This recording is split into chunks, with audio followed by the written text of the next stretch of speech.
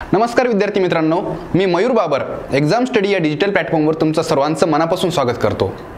मित्रांनो, हे लेक्चर बनवण्याचा एक उद्देश आहे। साधारणतः 2 दिवसापूर्वी सर्वोच्च न्यायालयाने मराठा आरक्षणाच्या सुनावणीविषयी जी काही तारखेमध्ये बदल केलेला आहे त्या अनुषंगाने काही विद्यार्थ्यांच्या मनामध्ये संभ्रम निर्माण झालेला आहे। मला साधारणतः काल आणि परवा या 2 दिवसामध्ये 40 ते 45 विद्यार्थ्यांनी फोन कॉल करून विचारणा केलेली आहे आणि मला वाटतं की त्यामध्ये जास्तीत जास्त जी काही शंका निर्माण झालेली आहे ती म्हणजे AMVI पूर्व परीक्षा दिलेल्या विद्यार्थ्यांच्या मनामध्ये।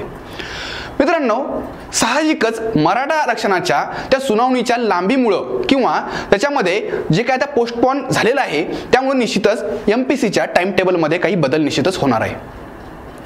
मग आता विद्यार्थ्यांच्या मनामध्ये काय काय शंका आहेत, तर AMVI पूर्व परीक्षा झाल्यानंतर तिचा रिझल्ट लगेच लागेल का, लागला तर तिची मुख्य परीक्षा कधी असेल, किंवा रिझल्ट जर लागला तर त्यामध्ये आरक्षणाबाबत नेमकी MPSC काय भूमिका घेईल। मित्रांनो, या स्थितीला म्हणजेच आज जे मी लेक्चर रेकॉर्ड करतोय 6 फेब्रुवारी 2021 या दिवसापर्यंत परिस्थिती MPSC कडून कोणत्याही पद्धतीने आपल्याला स्पष्ट करण्यात आलेली नाहीये, पण तरी देखील आपण पूर्वानुभव आणि एकंदर आजूबाजूचे जे काही कायदेशीर घडामोडी घडत आहेत या अनुषंगाने मला वाटतं काहीतरी आपण निष्कर्ष स्वतःहून काढू शकतो। मित्रांनो, या परिस्थितीमध्ये विशेषतः AMVI पूर्व परीक्षा देणारे जे काही मेकॅनिकल ब्रँचचे विद्यार्थी आहेत त्यासोबतच इलेक्ट्रिकल असो, सिव्हिल असो, इलेक्ट्रॉनिक्स असो, तर या ब्रँचेसच्या विद्यार्थ्यांना देखील नेमकं पुढे काय करायचं याबद्दल एक संदिग्ध मनस्थिती निर्माण झालेली आहे आणि याच अनुषंगाने आपण इथं काही गोष्टींविषयी चर्चा करणार आहोत। एक लक्षात घ्या मित्रांनो, MPSC मध्ये जी काही सध्या संभ्रमाची स्थिती निर्माण झालेली आहे ही फक्त AMVI पूर्व परीक्षेबाबतच नाहीये। मित्रांनो, तुमची परिस्थिती इतर लोकांच्या मानाने थोडीशी चांगली म्हणलं तरी काही हरकत नाही। त्याचं कारण मित्रांनो, महाराष्ट्र वनसेवेचा फायनल रिझल्ट आणखी देखील होल्डवर आहे। 2019चा जो राज्यसेवेचा जो फायनल रिझल्ट आहे त्या मुलांना आणखी देखील या आरक्षणाच्या गोंधळामुळे जॉईनिंग मिळालेली नाहीये। त्यानंतर 2020 ची जी राज्यसेवेची पूर्व परीक्षा आहे ती देखील 14 तारखेला म्हणजे 14 मार्चला होणार आहे, पण त्याबद्दल देखील काही जणांच्या मनामध्ये शंका आहे। त्यामुळं ही गोंधळाची परिस्थिती फक्त तुमच्या बाबतच आहे किंवा अन्याय फक्त तुमच्याच बाबत होतोय असं मनामधून बिलकुल तुम्ही काढून टाकू शकता। मग आता इतर लोकांच्या मनाने तुमची परिस्थिती चांगली कशामुळं, त्याचं कारण बाकीचे जे विद्यार्थी आहेत विशेषतः राज्यसेवा करणारे किंवा कंबाईनची पूर्व परीक्षा देणारे या विद्यार्थ्यांच्या बाकीच्या ज्या एक्झाम आहेत म्हणजेच त्यांनी ऑप्शन मध्ये ठेवलेल्या, तर त्या एक्झाम देखील कोण कंडक्ट करणार आहे, तर MPSCच करणार आहे। त्यामुळे साहजिकच त्यांच्या सर्वच एक्झामच्या बाबत एक प्रकारची गोंधळाची स्थिती आहे। पण मित्रांनो, तुमच्या बाबत मात्र तशी परिस्थिती नाहीये। त्याचं कारण काय, त्यांची ब्रँच मेकॅनिकल आहे तर त्यांना सध्या पुणे मेट्रोची ॲडव्हर्टाइज देखील उपलब्ध आहे। तुमच्यापैकी बहुतांश जणांनी म्हणजे माझ्या माहितीप्रमाणे साधारणतः 90% विद्यार्थ्यांनी ज्यांनी AMVI पूर्व परीक्षा दिलेली आहे त्यांनी पुणे मेट्रोचा देखील फॉर्म भरलेला आहे। मग त्यासोबतच इलेक्ट्रिकल ब्रँचचं जर कोणी असेल तर त्यांच्यासाठी भविष्यामध्ये लवकरच महाट्रान्सकोची एक मोठी ॲड येण्याची शक्यता आहे। त्यासोबतच सिव्हिल वाल्यांसाठी किंवा मेकॅनिकल आणि इलेक्ट्रिकल वाल्यांसाठी देखील BMCची ॲड देखील लवकरच येण्याची शक्यता आहे।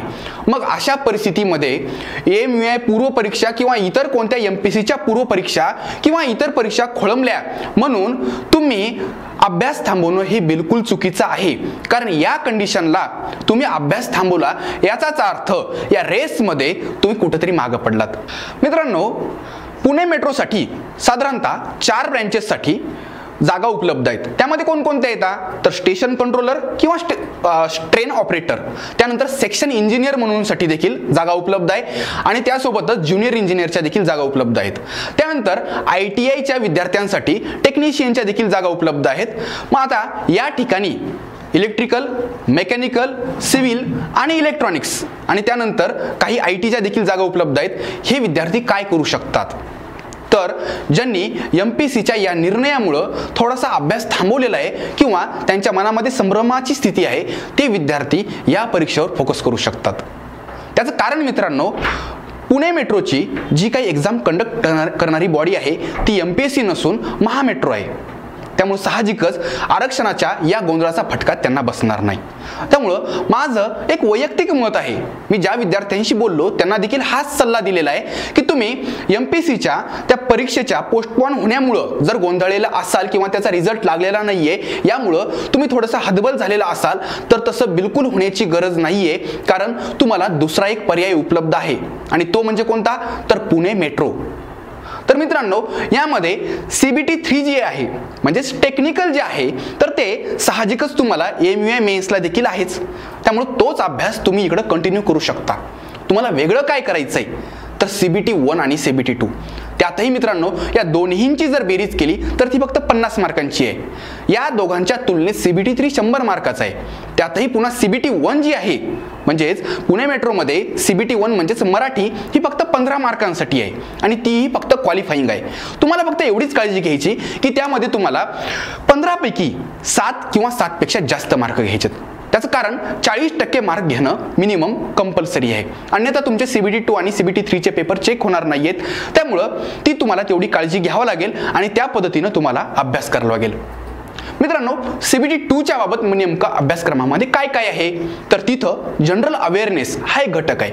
आता साहजिकच जनरल अवेअरनेस या घटकामध्ये कोणते प्रश्न येऊ शकतात मित्रांनो, तर history, geography, polity, economics, current affairs याविषयी प्रश्न येऊ शकतात.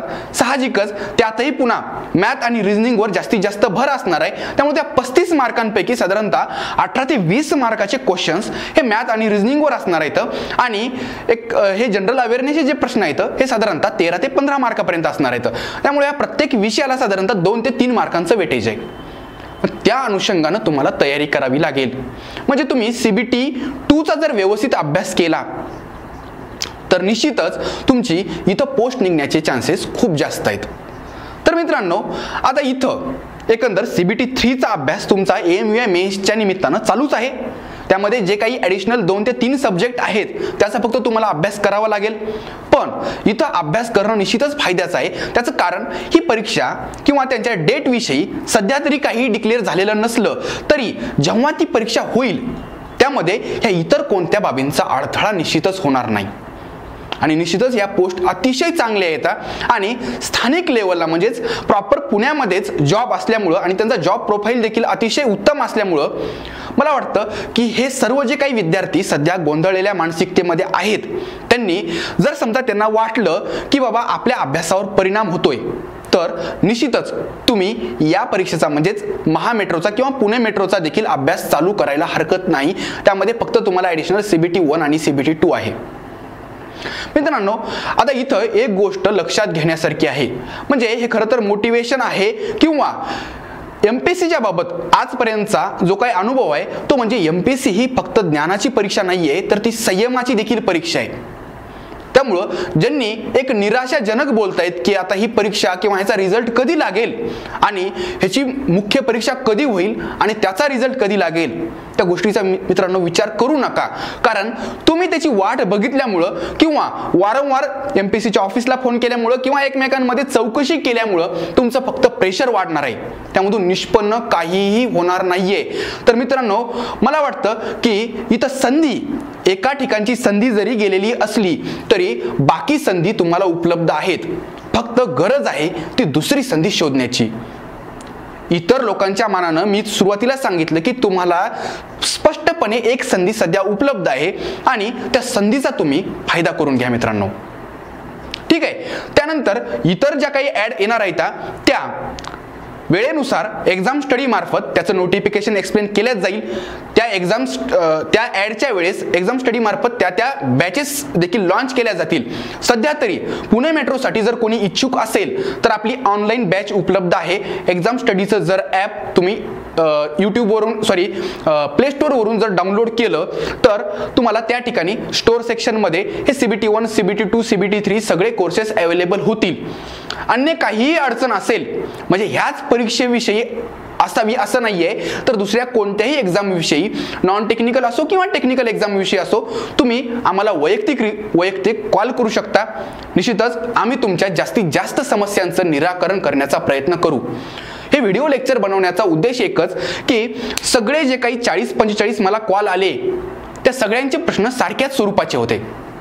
साहजिकच प्रत्येकाला हे सगळं पुन्हा पुन्हा एक्सप्लेन करण्याच्या ऐवजी एक व्हिडिओ बनवून नेमकं याच्या पुढे तुमची स्ट्रॅटेजी काय असायला हवी हे एक संक्षिप्त स्वरूपामध्ये, सुटसुटीत स्वरूपामध्ये कसं सांगावं आणि तुमचं मोटिवेशन कशा पद्धतीनं हे मेंटेन राहावं आणि तुमचा अभ्यासामध्ये खंड पडणार नाही हे कसं पाहावं या उद्देशानं आपण हा व्हिडिओ बनवलेला आहे.